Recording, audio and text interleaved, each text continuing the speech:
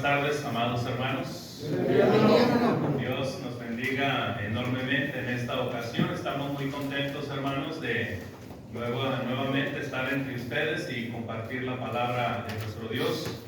Estoy muy agradecido con nuestro Padre Celestial por la gran bendición de estar aquí entre ustedes y sobre todo con el objetivo y el propósito de escudriñar las Sagradas Escrituras. También quiero extender el agradecimiento a la Iglesia de Cristo que se reúne aquí en la Alianza. Agradecerles por la invitación. Estamos muy contentos, hermanos, no solamente por la invitación, sino también por el alimento espiritual, por la enseñanza que nos han encomendado precisamente en esta tarde.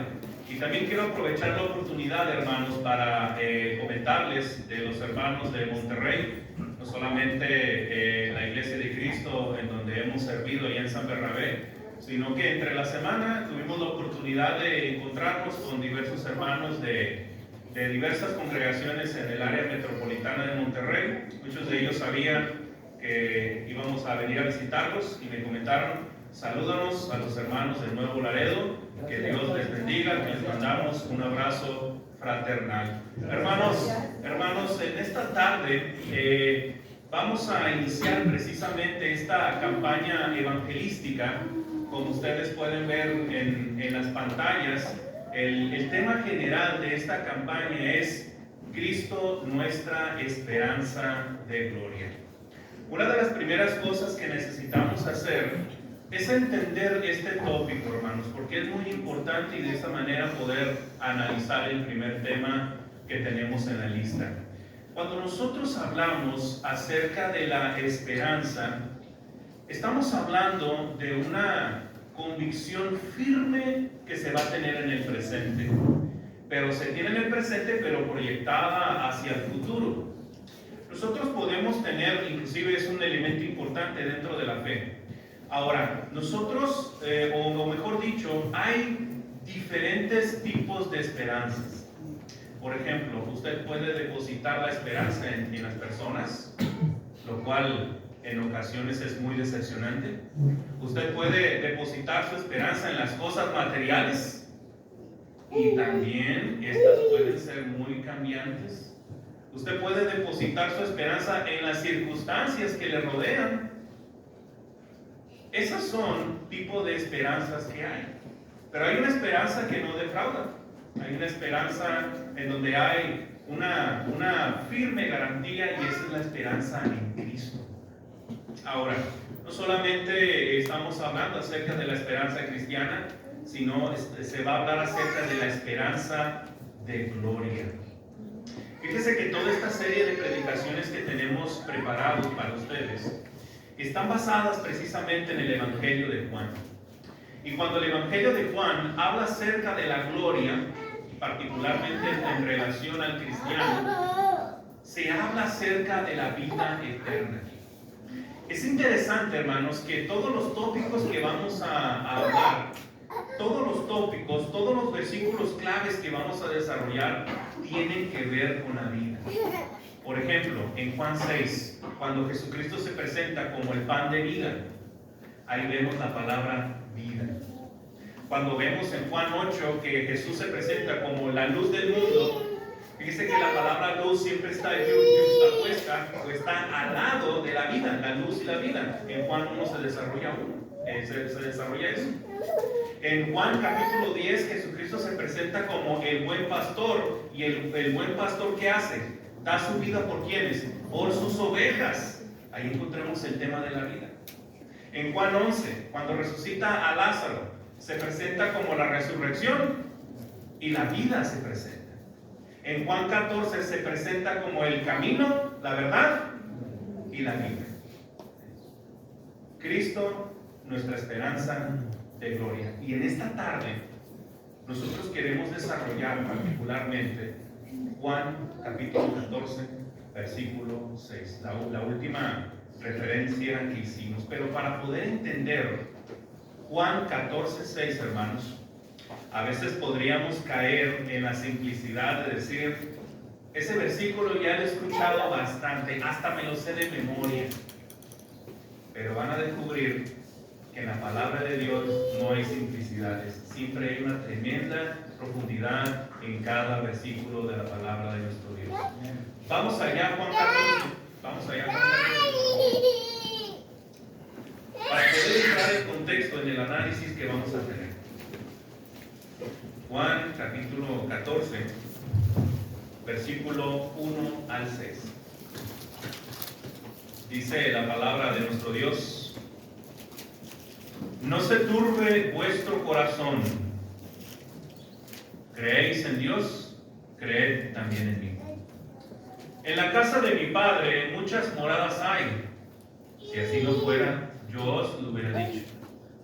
Voy pues a preparar lugar para vosotros, y si me fuere y os preparare el lugar, vendré otra vez y os tomaré a mí mismo, para que donde yo estoy, vosotros también estéis. Y sabéis dónde voy, y sabéis el camino. Le dijo Tomás: Señor, no sabemos a dónde vas, ¿cómo pues podemos saber el camino? Jesús les dijo: yo soy el camino, y la verdad, y la vida. Nadie viene al Padre sino por mí. Hasta ahí el texto bíblico. Mis amados hermanos, en esta tarde nosotros vamos a desarrollar el presente tema. Cristo es el camino, la verdad y la vida. Ese es el tema que vamos a desarrollar en esta tarde. Y lo vamos a desarrollar precisamente, hermanos, desmenuzando estos 6 versículos. De estos 6 versículos vamos a sacar 4 cosas. La primera de ellas viene en el versículo 1. En el versículo 1 nosotros notamos algo. Notamos la preocupación de los discípulos. Saben ustedes que Juan 14:6 deriva de una preocupación profunda que tenían los discípulos. Mire lo que dice el versículo 1, solamente la primera parte del versículo 1 que nosotros leímos. Dice: no se turbe vuestro corazón, les dice el maestro. Versiones como la Biblia de lenguaje sencillo, la palabra de Dios para todos, lo traduce de la siguiente manera: no se preocupen. O como lo dice la Dios habla hoy, que es otra versión de la Biblia, les dice: no se angustien. La gran pregunta que yo me llevé a hacer al encontrarme con esta parte, la pregunta es: ¿y qué les preocupaba a los discípulos?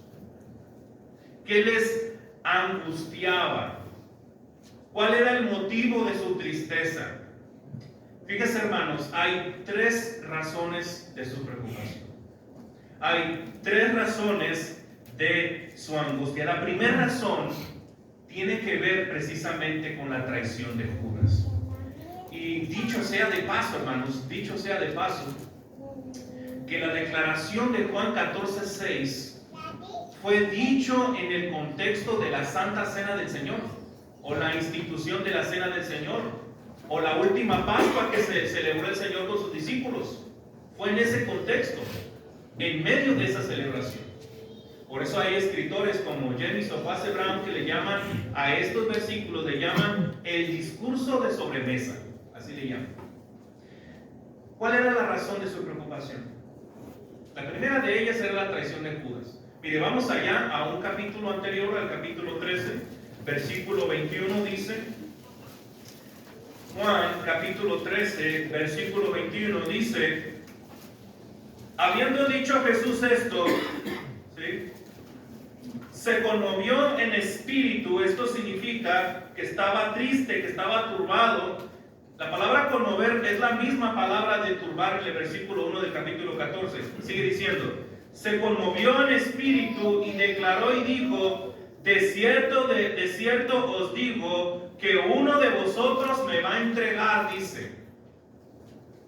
Uno de ustedes me va a traicionar.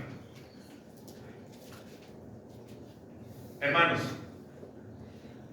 ya nosotros sabemos qué va a pasar ahí durante este evento. Pero una de las cosas que más me llama la atención en Jesús es su liderazgo, hermanos. Es su liderazgo, porque a pesar de que él estaba pasando en ese momento, hermanos, por una gran agonía, por la cruz del Calvario que se avecinaba. Y esto lo va a demostrar horas después en el Getsemaní, cuando va, por la presión que sentía en su alma y en su corazón, va a sudar como grandes gotas de sangre. Hermanos, y a pesar de estar él preocupado y turbado y dubitativo, hermanos, lo van a maltratar, lo van a golpear, lo van a cachetear, le van a hacer cualquier cosa que quieran los romanos, los judíos. A pesar de que él se sentía turbado en su corazón, les dice a sus discípulos: no se turbe vuestro corazón. Eso es lo que hacen los grandes líderes, hermanos. Aunque el mundo se esté quebrando como un débil cristal, uno confía en Dios y le va a decir precisamente a la hermandad: todo va a estar bien porque Dios está con nosotros. Y si Dios está con nosotros, ¿quién va a estar contra nosotros, en contra de nosotros? Dios nos sigue como poderoso gigante. Hermanos, la traición es dolorosa. La traición es dolorosa. Le duele a quien la sufre y perturba a los que rodean al sufrido. La traición también quita la paz, hermanos. Entonces, al momento de Jesucristo expresarles esto, pues esto va a generar una incertidumbre entre los discípulos. Pero no solamente era la traición de uno de ellos, sino que también la segunda razón de esa tristeza es que el Señor se estaba despidiendo de ellos, hermanos. Mire lo que dice el versículo 33. Juan 13:33 dice: hijitos, aún estaré con vosotros un poco. Me buscaréis, pero como dije a los judíos, así os digo ahora a vosotros: a donde yo voy, vosotros no podéis ir, dice. Juan 14:6, hermanos, fue dicho también en el contexto de la despedida de Jesús. Hermanos, y esta afirmación el Señor ya se las había dicho incontables veces. No es algo que le haya salido al momento y que les haya caído de sorpresa. No, hermanos. El Señor durante su ministerio ya les había dicho: voy a ir a Jerusalén, me van a atrapar, me van a golpear, me van a enjuiciar injustamente, me van a crucificar, me van a matar, pues me van a sepultar, pero voy a resucitar al tercer día. Algún día tendré que despedirme de ustedes. Algún día tendré que regresar a mi Padre Celestial. Hermanos, el Señor aprovecha este contexto para darles precisamente un mandamiento nuevo. En este contexto, mire lo que dice el versículo 34 y 35. Juan 13, 34 y 35 dice: un mandamiento nuevo os doy, que os améis unos a otros como yo os he amado, que también os améis unos a otros. En esto conocerán todos que sois mis discípulos, si tuviereis amor los unos con los otros. Pero fíjense, hermanos, era tal la turbación y la preocupación que había en los discípulos que ya no escuchaban, hermanos. Era bastante lo perplejo que estaban, que ya ni siquiera escucharon el mandato de Jesús. Pedro no escuchó el mandato nuevo. Pedro estaba perplejo por el adiós de Jesús. Fíjese, el Señor da este mandato, hermanos, tan importante que debe de ser. Y Pedro le va a hacer una pregunta correcta. Oye, ya te vas. Esta es la orden que nos vas a dejar, este es el mandato que nos vas a dejar. Uno hubiera pensado, hubiera dicho: oye, Señor, pero ¿nos puedes dar un poquito más de cómo le podemos hacer en la práctica de amar al prójimo? No, lo que hace Pedro en el versículo 36, se regresa y le pregunta: ¿a dónde vas? Pedro no le había escuchado el nuevo mandamiento, hermanos. No podemos culpar a Pedro, porque es natural que cuando un ser amado se va, el corazón se entristece. Y seguramente este era el mismo sentir de los demás discípulos. No es fácil que te traicionen, es difícil que te traicionen. Es difícil saber cuando una persona, un ser amado, se va. Por supuesto que los discípulos van a estar perplejos, hermanos, y van a estar tristes y van a estar preocupados. Pero hay una tercera cosa, hermanos. No solamente va a ser la traición de Judas, no solamente va a ser que el Señor ya se les va, sino que también Pedro lo iba a negar, hermanos. Pedro lo iba a negar. La negación de Pedro acerca de la pregunta petrina que le hace en el versículo 33. ¿A dónde vas? El Señor Jesucristo le va a decir en el versículo 36. A donde yo voy no me puedes seguir ahora, mas me seguirás después. Pero Pedro, hermanos, insistente como siempre se destacó Pedro, con una falta de claridad mental, deja que su boca se suelte de más. Y mire lo que dice en el versículo 37 de ese Juan 13. Dice: Señor, ¿por qué no te puedo seguir ahora? Mi vida daré por ti, dice.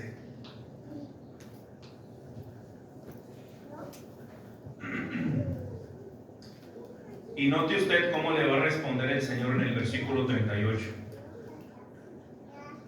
¿Tu vida pondrás por mí? ¿En serio, Pedro? De cierto te digo, no cantará el gallo sin que me hayas negado 3 veces. Esto también era muy duro para los discípulos, hermanos. ¿Por qué? Porque Pedro se jactaba de ser el más preeminente entre los discípulos, pero mucho más doloroso será cuando se cumplan las palabras del versículo 38.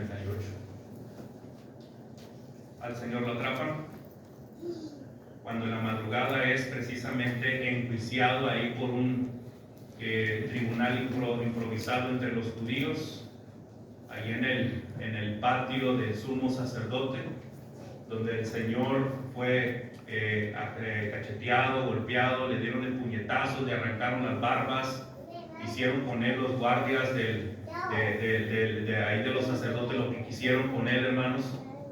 Pedro se había metido de infiltrado ahí al patio del sumo sacerdote.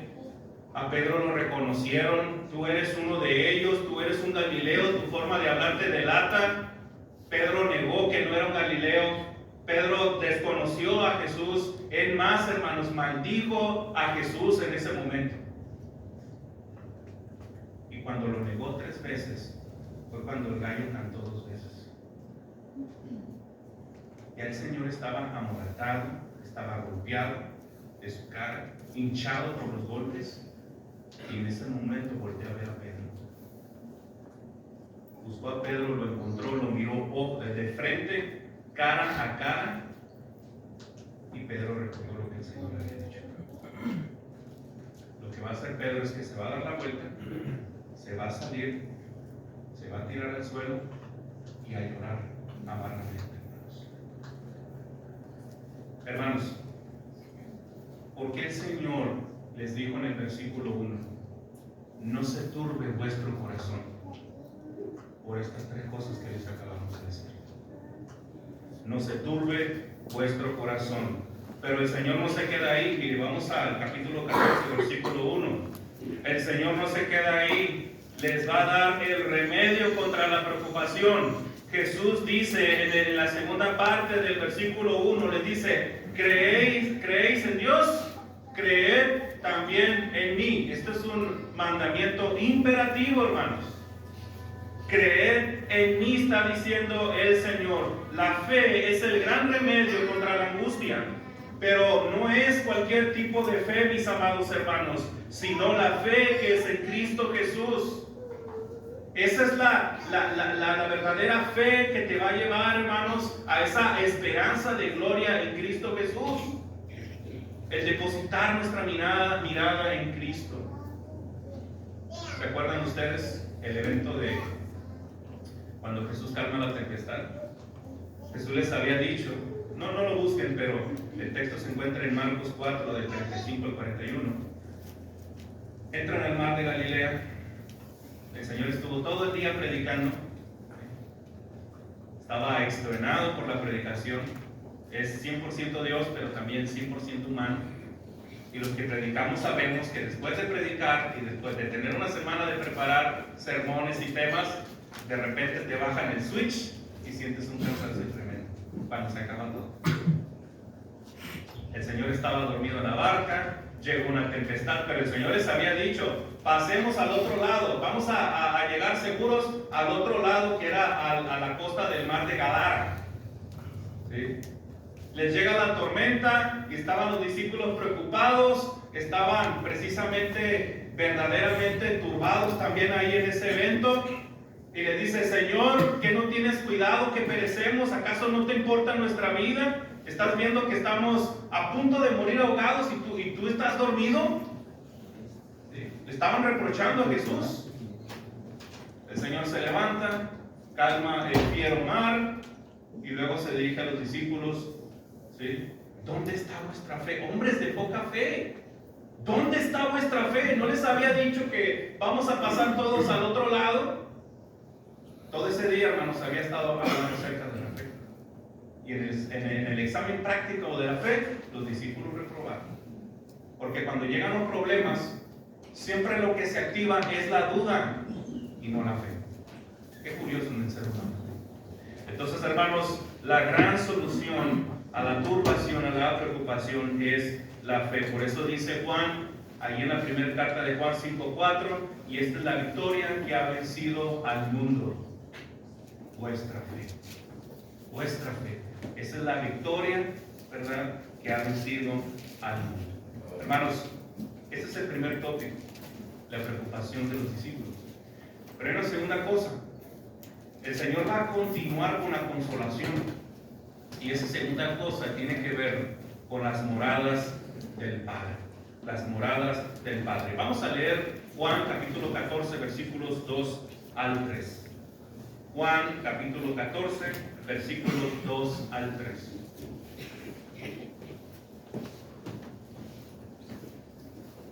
Voy a irme deteniendo para ir explicando algunas cosas, ¿ok? Vamos a ir mencionando algunos detallitos del versículo que son interesantes. Versículos 2 al 3 dice: en la casa de mi Padre muchas moradas hay. Esa frase viene siendo una consolación de parte de Jesús a sus discípulos. Fíjese que la palabra oikia, que es la palabra griega de casa, tiene como sinónimo la expresión familia. Y cuando se habla acerca de morada, se habla de residencia, de lugar. ¿Sí? Es como si dijera: en la familia de Dios hay muchos lugares. Es como si lo estuviera diciendo de esa manera. Sigue diciendo ahí el versículo: si así no fuera, yo os lo hubiera dicho. La honestidad de Jesús. Voy pues a preparar lugar para vosotros. Ahí vemos la misión de Jesús. Y si me fuere y os prepararé lugar, vendré otra vez. Ahí está la promesa de Jesús: vendré otra vez y os tomaré a mí mismo. ¿Cómo está que a mí mismo? ¿Cómo estará eso? Hermano, se refiere a la iglesia. Porque la iglesia es el cuerpo de Cristo. ¿Sí? Sigue diciendo la última parte del versículo 13. Para que donde yo estoy, vosotros también estéis. Por eso se tenía que ir Jesús. Porque tenía que preparar ese lugar. Ahora, indudablemente, hermanos, los versículos 2 y 3 hablan del cielo como una esperanza futura. Creo que no hay ninguna duda de eso. Sin embargo, considero que esto también es una realidad presente, hermanos. Porque a veces en nuestra mente pensamos decir: pues es algo futuro. y como que a veces descuidamos el presente. Mire, quiero argumentar este punto que les acabo de decir con algunos versículos del mismo capítulo 14. Es interesante porque el Señor dice que se va al Padre a prepararles lugar. ¿Sí? Los discípulos en ese momento pues se van a sentir desprotegidos, se van a sentir solos, se van a sentir abandonados. Probablemente corporalmente el Señor ya no iba a estar con ellos, pero espiritualmente siempre iba a estar con ellos. Mire lo que dice Juan capítulo 14, versículo 18. Juan capítulo 14, versículo 18. No os dejaré huérfanos, dice. No os dejaré huérfanos. Y está en el mismo contexto, hermanos. Yo no los voy a dejar solos, dice el Señor. Vendré a vosotros, hermanos. Dice, vendré a vosotros. ¿De qué manera? ¿De qué forma? Si ustedes se dan cuenta, en sus Biblias debe de tener un titulito ahí que dice la promesa del Espíritu Santo por ahí. Hermanos, los discípulos no iban a estar solos, así como nosotros no estamos solos. Todo esto es potable por medio del Espíritu Santo. Por eso el apóstol Pablo y Pedro en varias de sus cartas hablan acerca del Espíritu Santo como el Espíritu de Cristo. Eso es lo primero, no iban a estar solos. ¿Sí? Ahora, es interesante también, hermanos, nosotros sabemos muy bien, el texto nos encanta, inclusive en el mundo denominacional, lo mencionan mucho. De hecho fue hace poquito en un estudio de evangelismo que me hicieron esa apreciación, una señora que pertenece al pentecostalismo. Ella me decía que Cristo está con todas las personas y sacaba Mateo 28:20. Sacaba Mateo 28:20 que dice, y he aquí estaré con vosotros todos los días hasta el fin del mundo. Me dice, mire, ya ves, Cristo está con todas las personas. Y yo le dije, pues sí, pero usted necesita leer lo que está antes. Es muy bonita esa frase, que la despedida de Mateo 28:20 sea de esa manera, con la promesa del Señor de que siempre va a estar con nosotros. Eso es hermoso y es consolador. Pero dice en el versículo 18 el maestro, toda potestad me es dada en el cielo y en la tierra, dice. Por tanto, id y haced discípulos a todas las naciones, bautizándolos en el nombre del Padre, del Hijo y del Espíritu Santo. ¿Usted quiere, le preguntaba yo, usted quiere ser un discípulo de Jesucristo y quiere que el Señor esté siempre con usted? El primer paso es bautizarse. Es lo primero. Y no solamente es bautizarse, dice el versículo 19, y enseñándoles que guarden todas las cosas, dice, que os he mandado. Y luego dice ya el versículo 20, he aquí que estaré con vosotros todos los días hasta el fin del mundo. ¿Usted quiere que Cristo esté con usted? ¿Que siempre le acompañe? Bautícese y guarde sus mandamientos, obedezca sus mandamientos. Así es lo que enseña Mateo 28, 19 al 20. Entonces, hermanos, esa parte también es interesante. Hermanos, vamos a Juan 14, 23. Estamos hablando acerca de las moradas del Padre.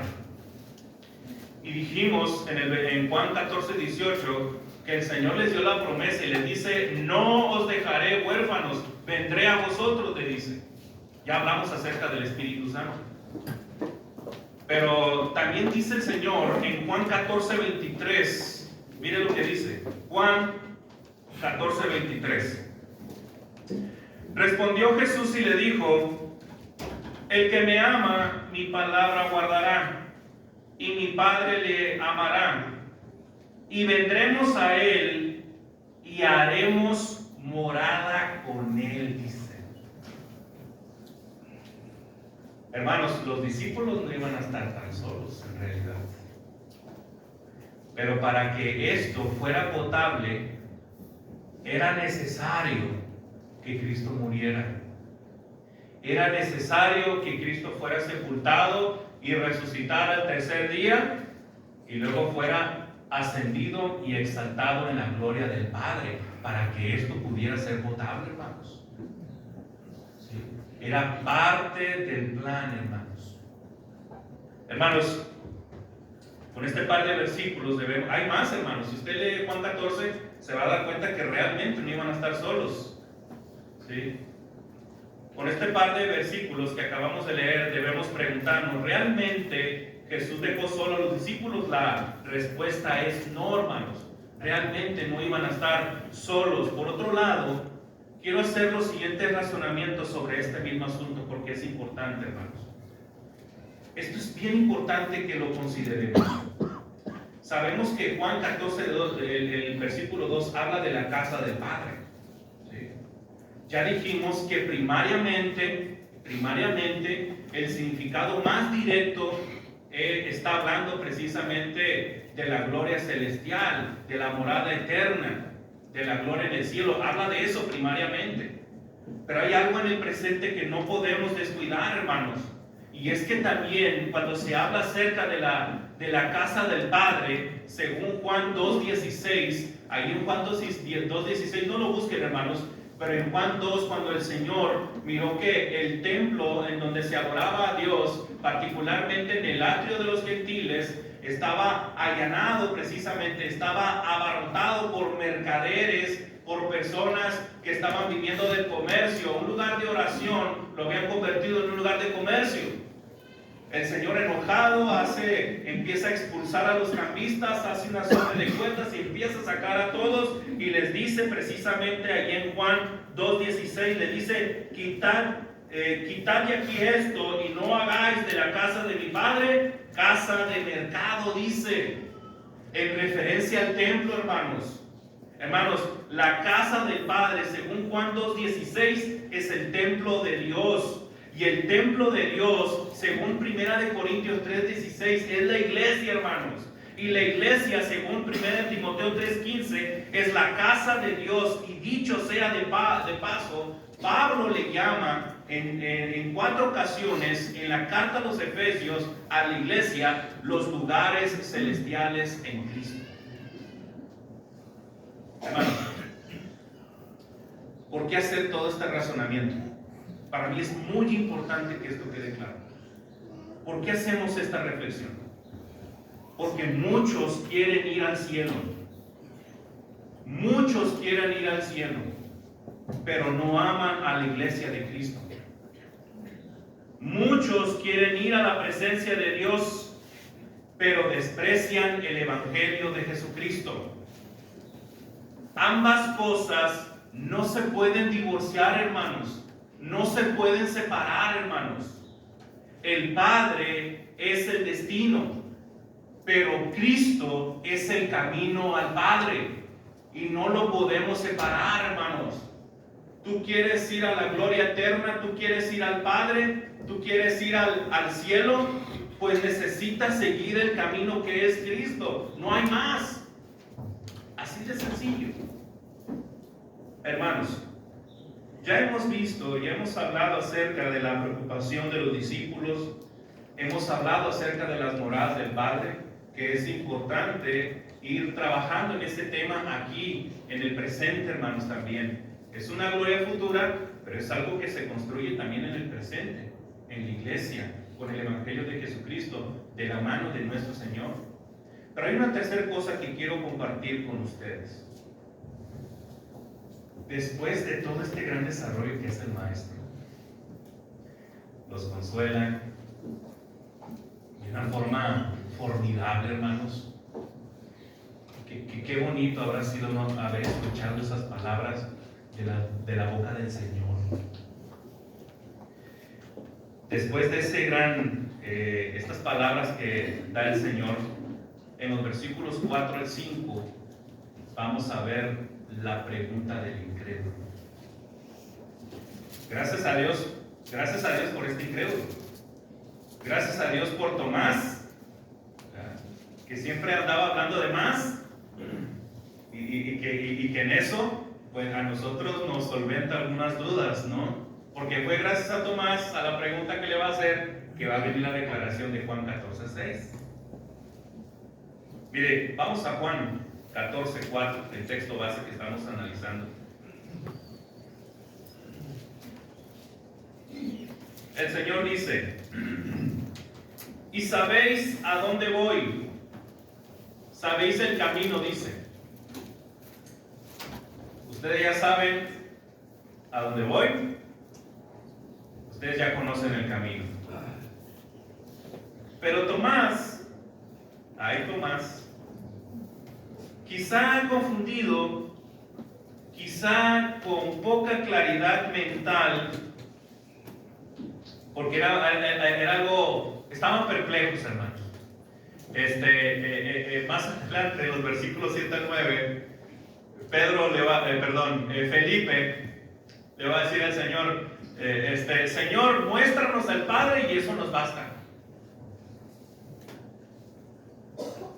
El Señor le va a decir: Felipe, todo el tiempo que he estado con ustedes y no han visto al Padre. El que me ve a mí, ve al Padre. O sea, estaban verdaderamente perplejos, hermanos, que no podían razonar con nitidez.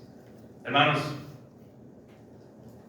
Tomás, con poca claridad mental, pone en entredicho la afirmación de Jesús. Fíjese, el Señor dice: ustedes ya saben el camino, ya saben a dónde voy.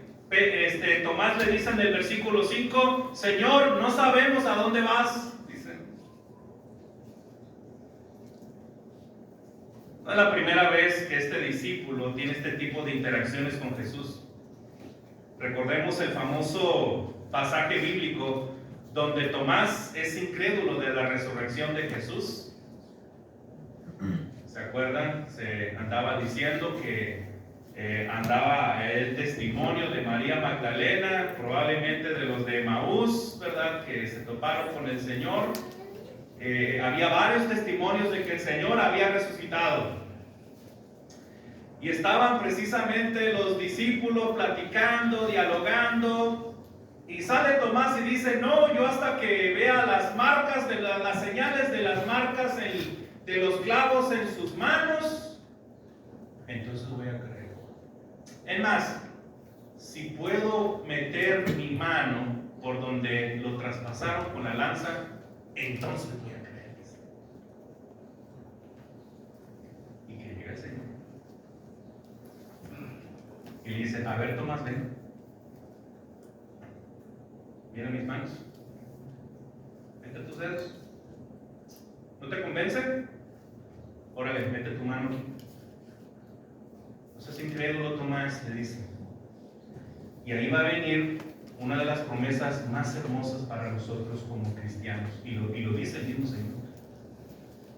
Dice: bienaventurados los que no vieron y creyeron o creen. Y eso es cada uno de nosotros.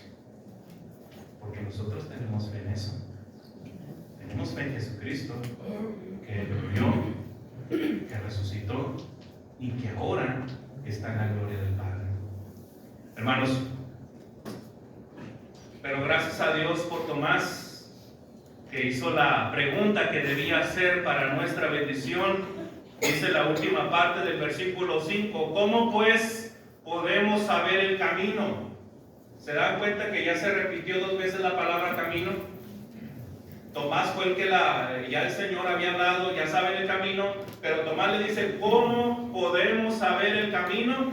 Y fue en este contexto, hermanos, que fue dicho Juan 14:6, por la pregunta de Tomás.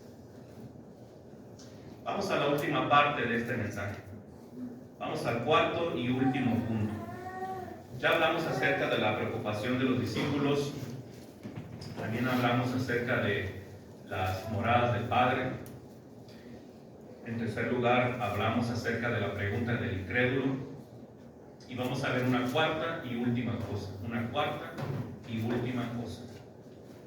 La respuesta de Jesús. La respuesta de Jesús. Este es el corazón de todo lo que hemos dicho. Todo eso que dijimos es para llegar a este punto.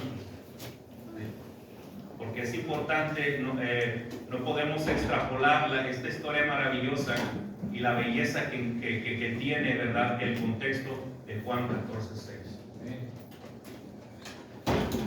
Dice Juan 14:6. Jesús le dijo: yo soy el camino. Fíjense, hermanos, que esta es la sexta declaración que hace el Señor. Y sabemos que el propósito del Evangelio de Juan es precisamente presentar inclusive el tema de los milagros, de las señales, las afirmaciones cristológicas que se desprenden del Evangelio de Juan. Tienen el propósito precisamente de reconocer que Jesús es el Cristo, el Hijo de Dios, y para que podamos creer en Él. Ese es el propósito. Juan 14:6, cuando dice yo soy el camino, esa viene siendo la sexta declaración cristológica de 7. Ya lo dijimos, lo hemos comentado hace un momento. Juan 6, Jesús se presenta como yo soy el pan de vida. Juan 8, Jesucristo se presenta como yo soy la luz del mundo. Juan 10 se presenta como yo soy la puerta de las ovejas, y en ese contexto dice yo soy el buen pastor. Luego Juan 11 dice yo soy la resurrección y la vida. Juan 14, el 6 es este texto, y la séptima afirmación viene en Juan 15, yo soy la vid verdadera. Y esos temas los vamos a analizar todavía esta semana. Hermanos, cuando el Señor dice ahí en el versículo 6, yo soy el camino, dice, yo soy el camino. Cuando se habla acerca de un camino, lo que yo me imagino, hermanos, me imagino dos puntos, ¿no? Estoy parado aquí y yo tengo un punto a donde voy a llegar, un destino. Ahora, las personas pueden tener distintos destinos o metas en la vida. Porque hay que decirlo sin embajes, hermanos. Hay personas que no quieren nada con Dios, que su propósito y su meta en la vida son cosas mundanas solamente, no son las cosas espirituales, no ponen su mirada en las cosas del cielo. Hay que decirlo con verdad. Pero cuando el Señor dice que es el camino, quiere decir que entre nosotros y Dios hay un sendero, hay una ruta, hay un rumbo que nosotros tenemos que seguir al Padre. Y no hay muchas rutas, y no hay muchos caminos. Solamente hay un camino, y ese camino es Jesucristo. Y hermano, no sé si usted, seguramente usted alguna vez lo ha hecho en la vida. Anda por la ciudad, probablemente en una ciudad como Ciudad de México o una ciudad grande. Yo le digo porque cuando viví un año en Ciudad de México y trabajábamos precisamente en visitar distintos lugares, me di unas perdidas, hermanos, increíbles. Iba a tal lugar y terminaba en Cuernavaca, hermanos. No agarraba una salidita bien, y a veces, hermanos, cuando pedía alguna indicación por ahí, algún transeúnte, le preguntaba y yo siento que me daban mala información, hermanos. Y luego más como llegas con el acento norteño, pues más, hermanos, piensa que le estás gritando. Yo siento que de adrede me daban mal los puntos que pudiera seguir. Hermanos, en el camino al cielo, Jesucristo no te va a decir, vete por la izquierda y luego a la derecha, ahí donde veo un oxo y luego acá. No, hermanos. No. Jesucristo es el camino. Él te toma de la mano y te lleva. Él es el camino, Él es el mapa, es la guía, es el sendero, es todo para que podamos confiar en Él. Y si estamos en Cristo, no hay razón de perdernos. Sí estamos en Cristo. Regresando al versículo 6, dice: Jesús le dijo, yo soy el camino y la verdad, es decir, la revelación final del Padre, y la verdad y la vida, dice. Ese tema de la vida lo vamos a ver el domingo cuando veamos yo soy la resurrección y la vida. Dice, yo soy el camino, la verdad y la vida. Es interesante, hermanos, el tema del camino, porque ustedes se acuerdan cómo les llamaban a los cristianos antes de llamarles cristianos. ¿Los del qué? Los del camino. Fíjense, qué curioso, ¿no? Y Juan lo menciona más de 7 ocasiones. Se referían a la doctrina cristiana a los que siguen ese camino. Y a los cristianos les decían los del camino. Así los conocían, hermanos. Es interesante. Termina diciendo la última frase del versículo 6. Nadie viene al Padre sino por mí. Es decir, Cristo es el camino hacia el destino del Padre. No hay más. Y si hay visitantes, mil disculpas, pero ese camino no es María, no es ninguno de los santos. El único camino hacia el Padre, hacia el cielo, es Jesucristo. Y nadie más. Hermanos, ya hemos hablado acerca de la preocupación de los discípulos, también cómo Jesús les consuela, prometiéndoles en su adiós prepararles un lugar, y que para llegar a estas moradas eternas hay un camino vivo y verdadero. Por eso nos preguntamos, me pregunto, y también nosotros debemos de preguntarnos, ¿cuánto le costó a nuestro Señor preparar este camino? ¿Cuánto? Hermanos, podríamos pensar cuando les dice, voy a prepararles un lugar. Uno podría, yo, en mi mente, ¿verdad?, volátil, podría llegar a pensar, pues, ¿qué constructora celestial será?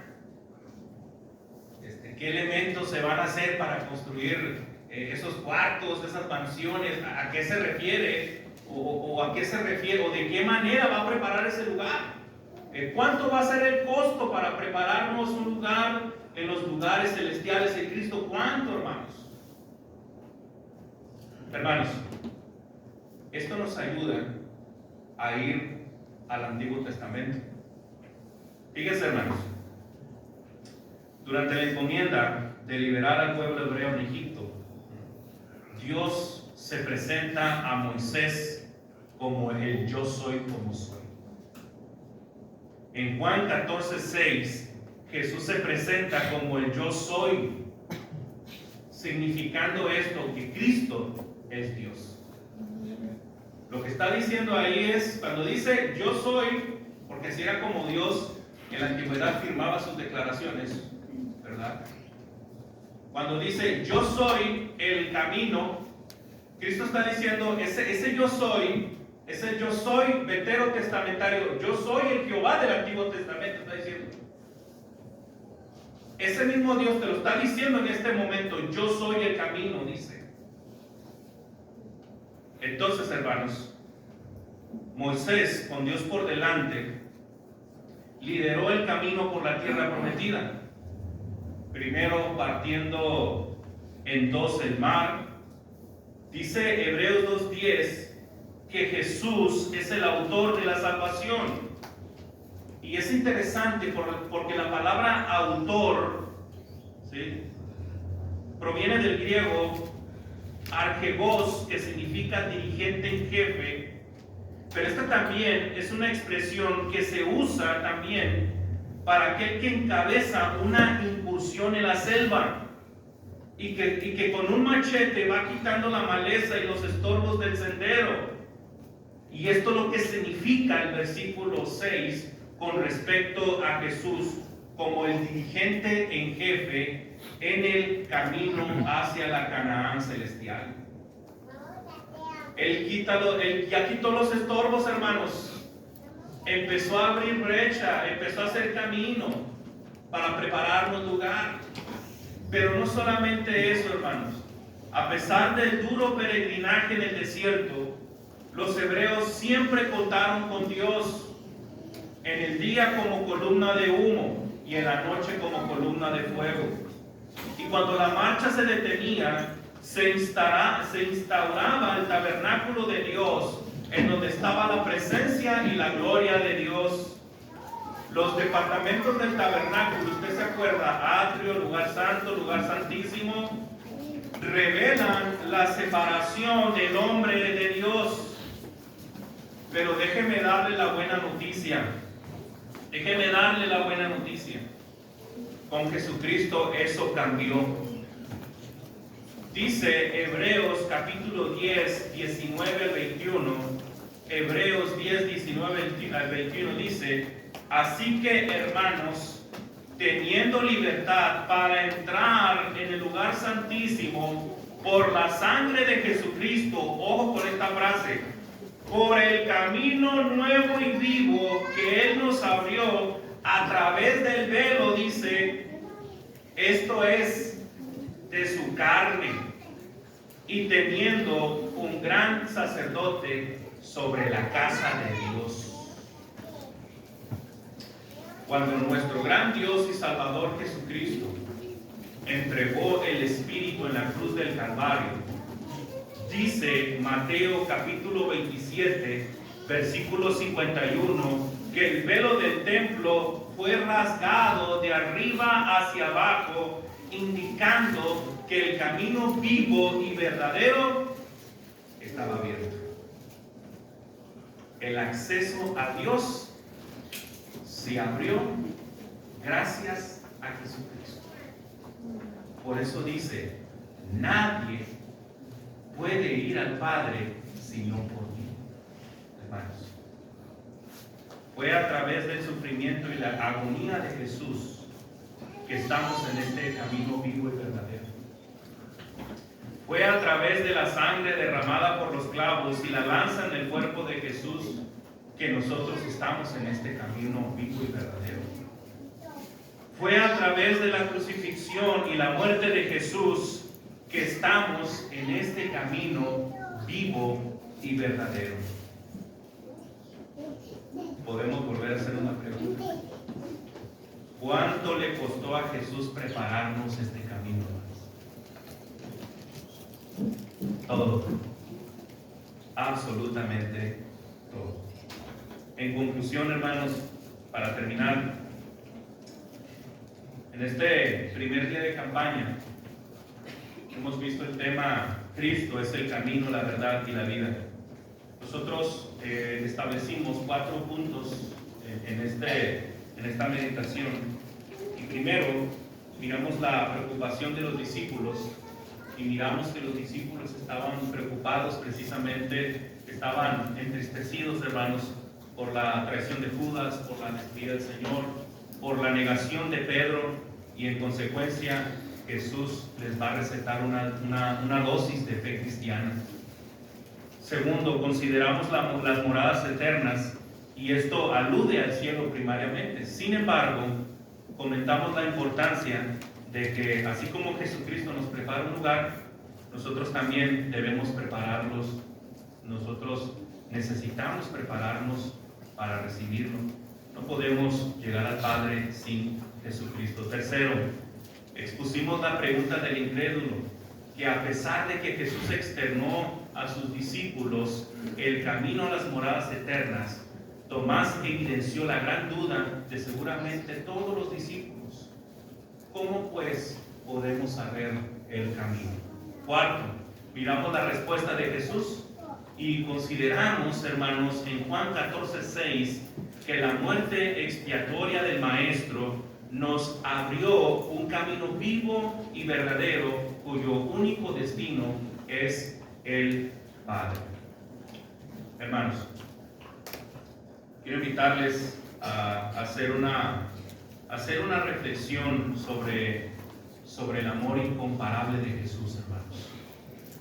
Fíjense, hermanos, a pesar de la negación de Pedro, Jesús fue a preparar un lugar en el cielo. A pesar de que los discípulos abandonaron a Jesús, Jesús les fue a preparar un lugar, hermanos. A pesar de que Saulo de Tarso asoló al cuerpo de Cristo, Jesús le fue a preparar un lugar. A pesar de que nosotros le fallamos siempre, y siempre lo hacemos, Jesucristo fue a prepararnos un lugar. ¿Por qué, hermanos? Por su amor incomparable. Antes de concluir el tema, quiero que atesores esto en tu corazón, que atesores estas exhortaciones en tu corazón, que cuando te sientas sin rumbo y no sepas a dónde ir, recuerda lo que Jesucristo dijo: yo soy el camino. Cuando te sientas confundido, cuando no sabes qué pensar o qué decidir, recuerda muy bien lo que Jesucristo dijo: yo soy la verdad. Cuando te sientas sin ánimos, inclusive cuando la muerte toca la puerta de tu vida, recuerda lo que Cristo dijo: yo soy la vida. Gracias al Padre por su amado y bendito y exaltado Hijo Jesucristo, nuestro camino, nuestra verdad y nuestra vida. Hay un himno de invitación. Queremos extender, hermanos, la invitación en esta tarde. Si hay visitantes, si hay personas que se han venido a reunir en este recinto, que hayan escuchado la palabra de Dios y que de alguna u otra forma han entendido lo que se ha predicado en este momento, es importante que entiendas que no hay ningún otro camino al cielo más que Jesucristo, y ese camino puede empezar hoy. ¿Y de qué manera? ¿Cuál es el primer paso? Bautizándote. Por eso queremos invitarte a que empieces este camino cuando nuestro hermano entone este himno de invitación. Usted puede pasar aquí al frente y puede ser bautizada para el perdón de los pecados, para venir a formar parte del reino de Cristo, que es la iglesia, y para venir a formar parte de la familia de Dios. La invitación está extendida para toda aquella persona que quiera recibir al Señor. Vamos a entonar el himno de invitación. Adelante, hermano. Adelante.